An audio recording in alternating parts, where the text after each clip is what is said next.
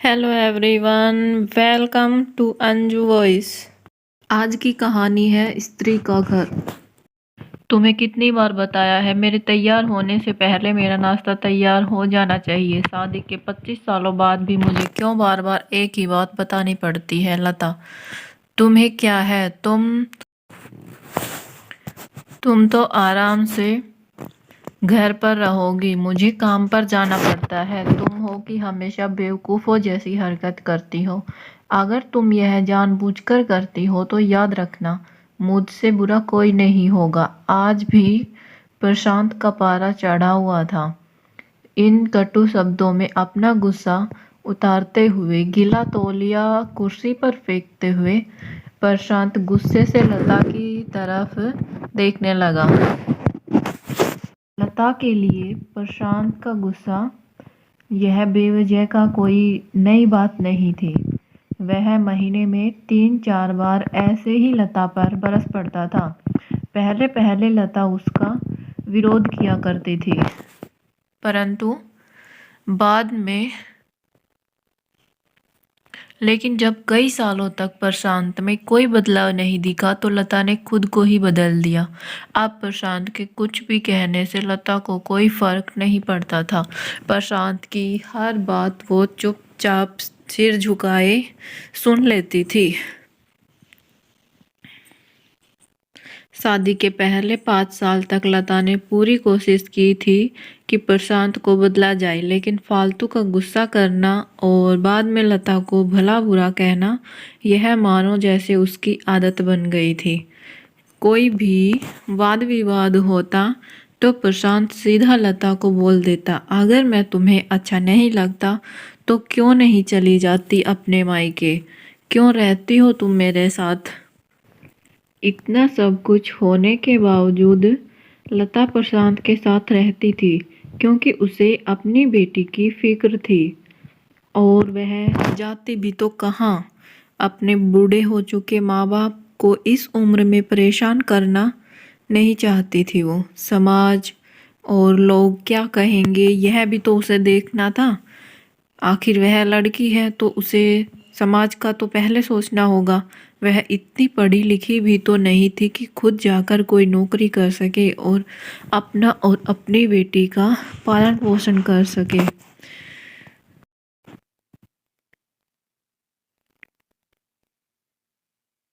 लता को अब अपनी फिक्र नहीं थी, उसको फिक्र थी तो बस अपनी शादी लायक हो रही बेटी की। लता नहीं चाहती थी कि पति पत्नी के झगड़े की वजह से काव्या डिस्टर्ब हो। काव्या की पढ़ाई पूरी हो चुकी थी, उसके लिए अब शादी के रिश्ते आने लगे थे। कई रिश्तों को काव्या ठुकरा चुकी थी। 2-3 महीने बाद एक अच्छा रिश्ता आया। रिश्तेदारों और पहचान के लोगों ने भी लड़के के बहुत गुणगान किए थे। प्रशांत एक शाम अपनी बेटी से के पास बैठकर उसे बताने लगा, काव्या बहुत अच्छा लड़का है, पढ़ा लिखा है, बड़ा घर है, बहुत अच्छी नौकरी है। ऐसे रिश्ते बार बार नहीं आते बेटा, इस बार मना मत करना। काव्या अपने पिता से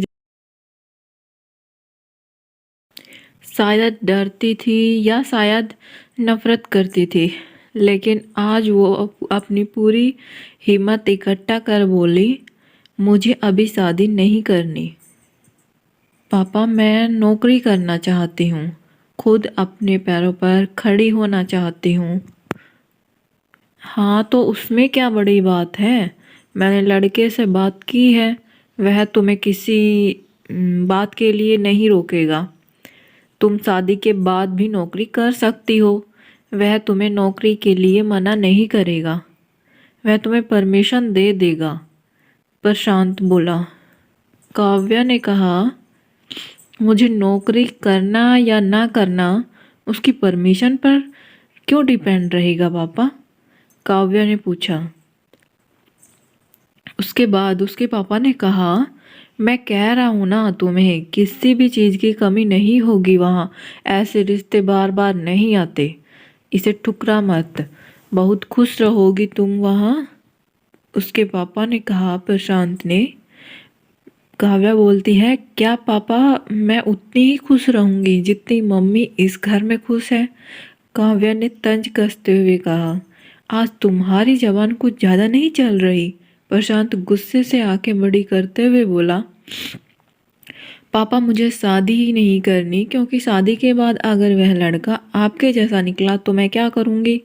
मुझे आपके जैसा जीवन साथी नहीं चाहिए, वो बिना बात के मुझ पर हमेशा चिल्लाए। मुझे कुछ भी अपनी पसंद का लेना हो तो 10 बार सोचना पड़े, कहीं वह नाराज़ ना हो जाए। मेरी तबीयत कैसी भी हो उसे परवाह ना हो। रोटी थोड़ी सी मोटी बन जाए तो घर सर पर उठा ले, और हर छोटी मोटी बात पर मुझे मायके जाने के लिए कहे। काव्या ने अपना दिल खाली करते हुए पापा से सब कह दिया। प्रशांत का गुस्सा 7वें आसमान पर था, लेकिन उसके मुंह से एक शब्द नहीं फूट रहा था। वो काव्या की बातें सुन रहा था। फिर काव्या उतना ही बोलकर चुप नहीं हुई। आज पहली बार वह अपने पापा के सामने इतना कुछ बोल रही थी। पापा, आपने माँ के साथ हमेशा गलत व्यवहार किया है। आप अपने ऑफिस का गुस्सा बिना सोचे समझे माँ पर उतार देते हैं। कभी इस बात की परवाह भी नहीं की कि उन्हें कैसा लगेगा। आपकी बात सुन सुन माँ ने अपना स्वाभिमान खो दिया। प्रशांत आज पहली बार अपने किए बर्ताव को महसूस कर पा रहा था। वो इतना ही बोल पाया, जो तुम्हारा मन है वो करो, मैं तो इतना बुरा हूं ना? काव्या ने प्रशांत का हाथ पकड़ा और बोली, पापा मुझे सिर्फ एक सवाल का जवाब दे दो। क्या आप चाहोगे कि मेरा पति आपके जैसा हो? अगर आपका जवाब हाँ है तो कर दीजिए मेरा रिश्ता आज ही, और ना है तो मुझे आत्मनिर्भर बनने दीजिए। प्रशांत कुछ भी ना बोल पाया और वहां से चुपचाप बाहर चला गया। आज उसे लता के सामने जाने में शर्म आ रही थी। चलते चलते उसकी आंखों से आंसू बह रहे थे। प्रशांत ने आज से अपने आप को बदलने का निश्चय किया। अगले दिन से लता ने अपने पति में काफ़ी बदलाव देखा। वह सोचने लगी कि जो हिम्मत काव्या ने दिखाई है, वह हिम्मत अगर मैं पहले ही दिखा देती तो शायद आज परिस्थिति कुछ और होती। अब काव्या पढ़ लिख कर अच्छी नौकरी करने लगी थी और 3 साल बाद उसके लिए एक अच्छा रिश्ता आया। और उसकी विदाई पर प्रशांत बोला, बेटा तू हमेशा खुश रहेगी, क्योंकि तेरा पति तेरे बाप जैसा नहीं है। प्रशांत की यह बात सुनकर लता और काव्या की आंखों से आंसू बहने लगे।